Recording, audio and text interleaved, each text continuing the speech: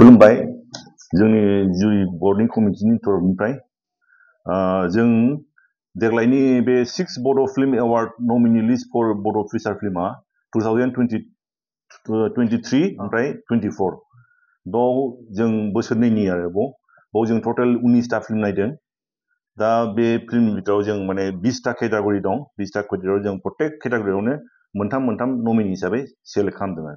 दा दिनै जों बे नमिनि लिस्टखौनो डिक्लेयार होनोसै। दा सिगाङावनो जाबाय नाम्बार 1 आव दं टिकेन्द्रजित नार्जारी एवार्ड फर बेस्ट बड' फीचर फिल्म। दा बाव मोनथाम फिल्म दं। बे फिल्मनि मुंफ्रा जाहैबाय जांख्रिथायनि थैसाम प्रडिउसार आर.डी. कम्पानी, गराय फाख्रि प्रडिउसार जनी बिश्वनाथ, ओमफ्राय गाब गैयै जायख्लं प्रडिउसार मुलुगसार बर'। ओमफ्राय सेकेन्ड केटेगरियाव दंमोन कनिन बड'सा एवार्ड फर बेस्ट डिरेक्टर। बाव मोनथाम फिल्म दं। बे मोनथाम बेस्ट डिरेक्टर नालाय बाव साथाम डिरेक्टर नमिनि। सिगाङाव दं रजनी बसुमतारी गराय फाख्रि, राजा नार्जारी मोसा, गणेश बर' बोसोन। ओमफ्राय थार्ड केटेगरियाव दं Dilip Basumatary award for best actor male. बाव साथाम नमिनि दं। बाव सिगाङाव जाहैबाय सुखबीर कार्जी जांख्रिथाय थैसाम, लिंसार बसुमतारी मोसा, ओम प्रकाश कलकातारी बोसोन। ओमफ्राय फोर्थआव दं Shruti Brahma award for best actor female. बाव साथाम नमिनिया जाहैबाय सिगाङाव दं हेलेना दैमारी दाहाल, संगिना ब्रह्म गाब गैयै जायख्लं, मनालिसा हाजोवारी मैना। ओमफ्राय फिफ्थ केटेगरियाव दं Basudev Deuri award for best music composer for a सं।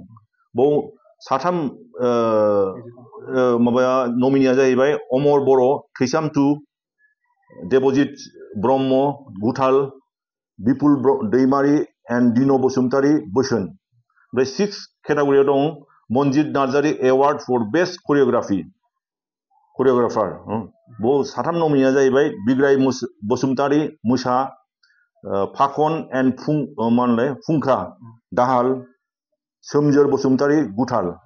बे सेभेन्थ केटेगरियाव दं Leni Basumatary award for best child artist. बाव साथाम नमिनिया जाहैबाय पिंकी दैमारी गाब गैयै जायख्लं, गेन्द्रा बसुमतारी बेनिथ' संसार, दिसा बर' दाहाल। ओमफ्राय एइथ केटेगरियाव दं Nilkamal Brahma award for best screen play.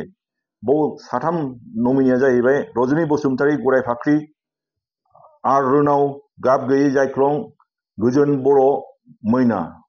बिनि उनाव नाइन्थ केटेगरियाव जाहैबाय भुबनेश्वर महिलारी एवार्ड फर बेस्ट मेल सिंगार। बाव साथाम नमिनिया जाहैबाय मिजिं बरगयारी जांख्रिथायनि थैसाम, सोमखोर दैमारी थैसाम 2, माइकेल मुसाहारी सानबोलावरि। ओमफ्राय 10th केटेगरियाव दं पुर्निमा सोरगियारी एवार्ड फर बेस्ट फिमेल सिंगार। बाव साथाम नमिनिया जाहैबाय गीताश्री रामसियारी बोसोन, इलिसा बर' मोसा, पुर्निमा बसुमतारी सानबोलावरि। ओमफ्राय 11th केटेगरियाव दं Siddharth Das Paplu award for best editor. बाव साथाम नमिनिया जाहैबाय राजा नार्जारी एन्ड नारदाव ब्रह्म मोसा, किन्नी मित्र गराय फाख्रि, अमृत बसुमतारी बोसोन। ओमफ्राय 12th केटेगरियाव दं Bishal Basumatary award for best negative character. बाव साथाम नमिनिया जाहैबाय रिंकुमणि नार्जारी गुथाल, रुबुल बर' जांख्रिथायनि थैसाम, राजश्री बसुमतारी जों बर'। ओमफ्राय 13 केटेगरिया जाहैबाय रामसिं गेला एवार्ड फर बेस्ट कमेडि। बाव साथाम नमिनिया जाहैबाय दैमु ब्रह्म दाउखा बिदै, मिजिं नार्जारी बेनिथ' संसार, बिग्राय बसुमतारी गुथाल। ओमफ्राय 14 केटेगरियाव दं Bikash Basumatary award for best male supporting actor. बाव साथाम नमिनिया जाहैबाय बिबेक गयारी मोसा, मुलुगसर बर' गाब गैयै जायख्लं, लिंसार बसुमतारी जांख्रिथायनि थैसाम।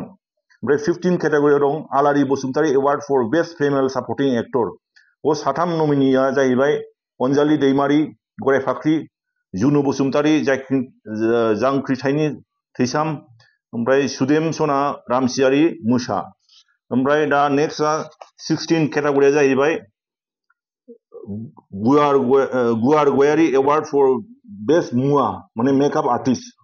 बाव साथाम नमिनिया जाहैबाय जगत बर' जांख्रिथायनि थैसाम, रेखा बसुमतारी थैसाम 2 ओमफ्राय माबायाव थैसाम 2आवनो सासे दंबायो सानै आरो रेखा बसुमतारी ओमफ्राय मिजिं बसुमतारी ओमफ्राय आरो मोनथामाव जाहैदों फिल्मा बोसोन बिनि मेकआप आर्टिस्टआ साब्रै दं पिजुमनि शर्मा हेमानि नार्जारी सीमा बर' आरो निजोमश्री बर' बेनिफ्राय 17 केटेगरियाव दं Daikhrang Khungur Basumatary award for best lyrics बाव साथामनि मुंनिया जाहैबाय सोमखोर दैमारी जांख्रिथायनि थैसाम सपन कुमार ब्रह्म बर'नि थै सोरांसा बर' गाब गैयै जायख्लं ओमफ्राय 18 केटेगरियाव दं गपाल सोरगियारि एवार्ड फर बेस्ट डिअपि माने सिनेमाट'ग्राफि बाव साथाम नमिनिया जाहैबाय प्रदीप दैमारी जांख्रिथायनि थैसाम ओमफ्राय भला नार्जारी भरा खेरखातारि बोसोन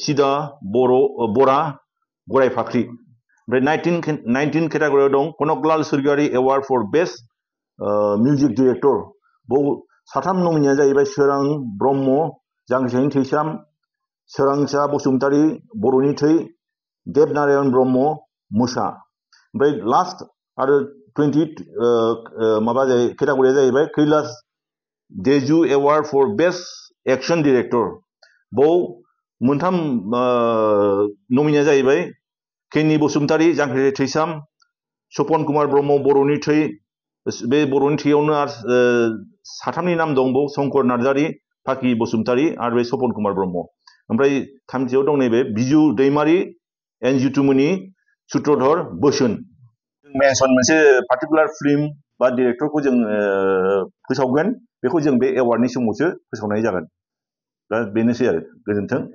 खुलुमबाय आं गुरु पबित्र बर' बड' सिनियर आर्टिस्ट एस'सिएशननि जेनेरेल सेक्रेटारि दिनैनि बे गोथार सानाव जों मोनसे खौरांगिरि मेल लानाय जादों आरो दिनैनि बे खौरांगिरि मेलाव जिखिनि खौरांगिरि बिथांमोना मोनफैनो हादों जों गासैखौबो साबायखर बावनाय जाबाय आरो दिनैनि बे गोथार सानाव जों बिखेखके जोंनि बर'नि महरगिरि आरो रायजो राजा बिथांमोनखौबो जों गोसो गोरबोनिफ्राय हामलायनाय आरो खुलुमनाय बावग्रोनाय जाबाय दिनैनि बे गोथार सानाव जोङो स्पेसियेलि जोंनि जानो गोनां 6थि बड' सिने एवार्ड सेरेमनि 25 नभेम्बराव जानो थांगासिनो दं गुवाहाटी कलाक्षेत्रआव दा बेखौ लोब्बा लाखिनानै जोङो जा फिल्म मोनसे कम्पिटिसन लादोंमोन फिसार फिल्मनि 2023 आरो 24 आव ओंखारनाय जा माखासे फिल्म दंमोन बे फिल्मखौ जोङो जोंनि जुरि बर्डआ गोबाव समनिफ्राय जिरायनानै दिनै फाइनेल स्टेजाव लाबोनो हाबाय आरो बिथांमोना दिनै बे फाइनेल स्टेजनि जा मोनसे